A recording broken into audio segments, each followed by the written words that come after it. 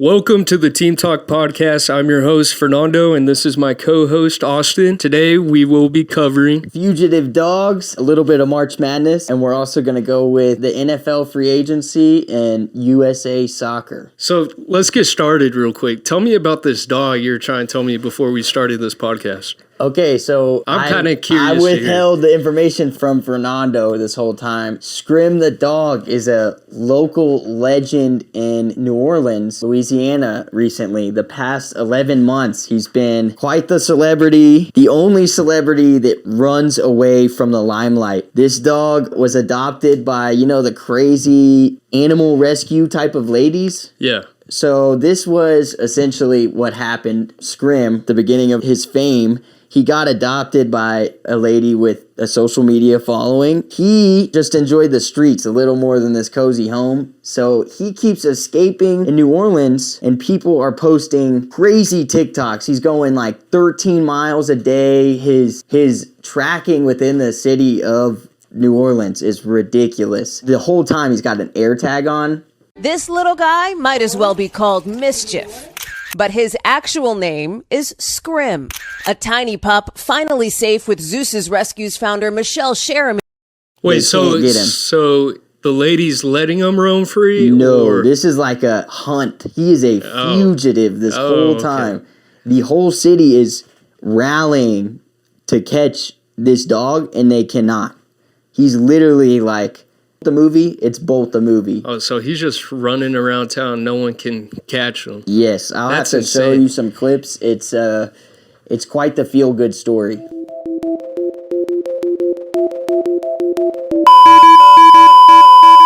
Speaking of Louisiana, just a couple miles down the road at Lake Charles, McNeese State pulled up a number 12 over number 5 upset over Clemson University. Dude, don't even get me started on that, bro. That game was, I just can't believe they pulled that upset. Clemson was projected to be at least, the final 8, but I don't know. That whole game itself was insane. Did you hear about the manager that's taking the internet by storm? I think his name is Amir Khan. Amir Khan. Aura. Amir Khan is the name of their manager.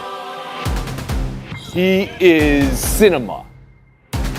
What you see is what you get. Dude, that guy has got some game. I don't know what it is, bro, but he is taking the internet by storm. You think he had something to do with their first round win? I definitely think he gave them that hype that they needed, that motivation. A little bit of juice? Yeah, as he was like coming in there with the, what is it, jukebox? I don't even know what song they were singing to, but it's just fascinating. And now he's like, what is it, that NIL deal that they gave him? Buffalo Wild Wings, all type of different brands reaching out to him. So speaking of March, how do you feel about University of North Carolina stealing a spot in the first 4 in March Madness? They only went 1-9 in quad 1 games, which essentially means they didn't win any big games. Yeah.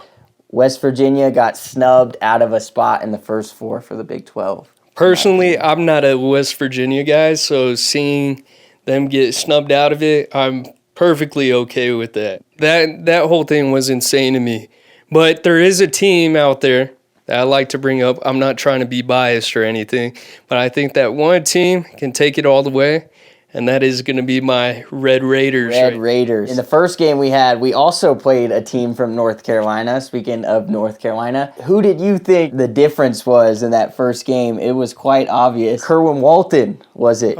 Dog. Absolute animal. His three-pointers, shots, oh my God. He had a total of 8 threes in the game. Yeah. He set a Red Raider record, you said? Yes, we set a record. I think it was the most attempts in the game. Most team attempted threes. Threes in the game. And Wow. he landed pretty much all his. Wow. So 8 is not the record for the most made in a game? 8 is not the record. Okay. But we do hold the record for the most attempts. Is that a good thing? I don't know, but Walton made 8 of those, so I think he had a hell of a game. But they did shut him up in game 2. He had 0 points. 0. They were not giving him the ball. But Williams and JT Toppin came in, and, they found a way to win without Walton. Of course, Chance McMillan's out with injury. So I think the team is very tough. They always find a way to win, even when their star players are out. So I think that's why they're going to be my choice to go into the Final Four and leave with the championship. However, if we do win this next game with Arkansas, Lord willing, they have to go against the Florida Gators. If they win, Florida is projected to win and take it all the way. So that is going to be a tough game if we get to the next round. So, hey, I hate to be that guy, but let's not forget about, this is a pretty voodoo name right now in March. Cooper Flagg is still in this tournament. Cooper Flagg, That's absolute animal. One thing that I think we have to take into account, this kid he's already a pro, and he's very unselfish. It seems like he's ready to make a play to win. He doesn't care about, like the rest of these kids might be trying to put stat lines up, but for this guy, he's a team He's player. already a number one pick before the season started. So it's like, it doesn't matter what stat line he puts up. Let's go win games. Yeah, So I think that's my pick I hate to go against my Red Raiders. I have a lot of hope. Yeah.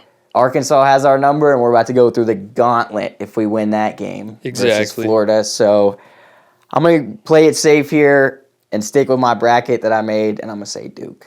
That kid's a I respect pro. that. That kid's I a pro. respect that.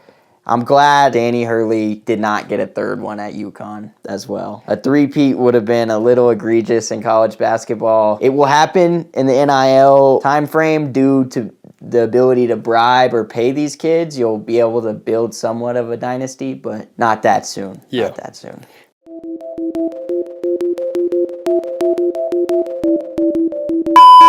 The three-peat would have been crazy to see. So I'm glad we didn't get it for the Chiefs the Yeah. other day as well. I think that would have been a little too much for me to handle. yeah, I'm tired of hearing that name. So I know. It's crazy. I don't know about Patrick Mahomes, but I'm tired of hearing old boy. What's his name? Kelsey? Ooh. Travis Kelce, you ready for the retirement? Yeah, he needs to hang it up. He wasn't doing too much this season for me. I think I had him in fantasy too, which was just a depressing season for him. Yeah. Not many touches. Well, since we're on the topic of NFL, have you been listening to, the talks with Aaron Rodgers and how he's going on another dark retreat? Basically, he's been staying away from other teams that are trying to sign him, dragging it out till a little bit before the draft, screwing other teams. It's going to be hard because, the teams that are wanting him need the quarterback, and they're trying to pursue, such as the Pittsburgh Steelers, they're trying to go all in, and he's taking his sweet-ass time. I don't know how the contract negotiations necessarily work for, matching or, team or player options in the NFL, so I don't know if he's doing that strategically or to maybe see if his worth is still there. I'm not really a big fan of the guy. I think the Steelers would do better without him. He doesn't seem like the type of hard-nosed Steeler. Yeah. He doesn't seem like a Steeler. I think now, so there are talks that he's looking for a contract, $90 million for 2 years. I mean, after the past 2 seasons you've had with the Jets, I don't think you're that valuable anymore. And don't mind you, he is a Hall of Famer, first ballot. So he's definitely earned that title. But now, I mean, at 42 years old, I think you're just past your prime, past your time. It's time to wrap it up, buddy, and hit Cancun or something. Unless you're LeBron, don't let him overthink that too much. LeBron James is the truth at age 40. He's still got it. He's still got that hunger.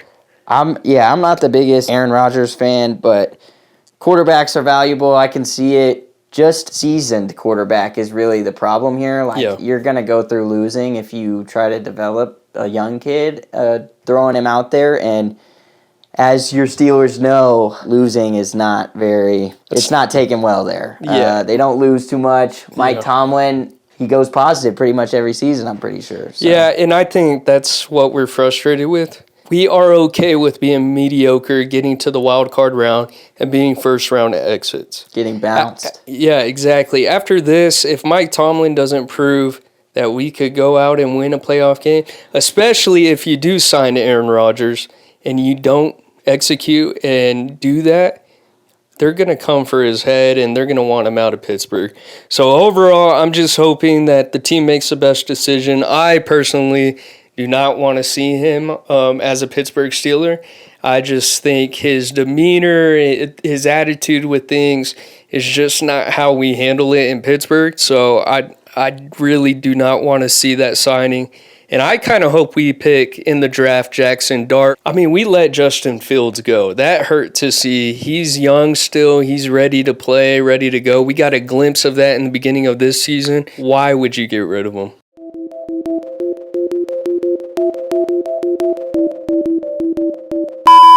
On to the next topic. We got the World Cup qualifiers.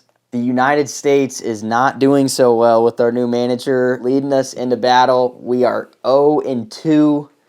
We lost last night to Canada 2-1, and then we lost to Panama the game before in extra time in the 94th minute.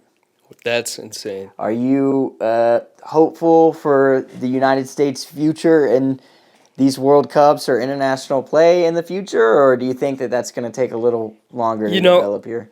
That's a good question. Of course, you have to root for your country, United States. I just think it is going to take some time. I mean, for instance, man, we just lost Canada in our 4 nations face-off. Yeah, you're a little upset with the nationality here. Yeah, it's just we got to represent. We're not representing very well, and I know it's not completely the players' fault, but there's got to be some accountability with the coaching and all that. There's got to be change, and I just think the U.S. needs to be put back on the map, especially with everything going on right now. Sports is what brings everybody together, and I don't think we're doing a very good job of showing that and showcasing that to the world compared to the leagues here nationally. To add to you talking about change, the big problem here that stands in between United States and soccer is our pay to play in the States. Yeah. It seems like soccer is a little inflated in terms of how much it costs to play the sport at a high level when you're kind of growing up, when you're young. Overseas, the academies, all these places they go, these clubs, it's all free. They don't pay for that. Yeah, there has to be some sort of investment from either clubs or maybe better evaluation. Our best athletes aren't put in soccer all the time too. Yeah. So I don't know how that's going to go. Well, I believe that is all we have today. I really appreciate you guys joining in for the very first time for our first episode of Team Talk. We hope to see you guys back. Make sure you don't forget to like, subscribe, and comment if you have any topics you guys want us to discuss.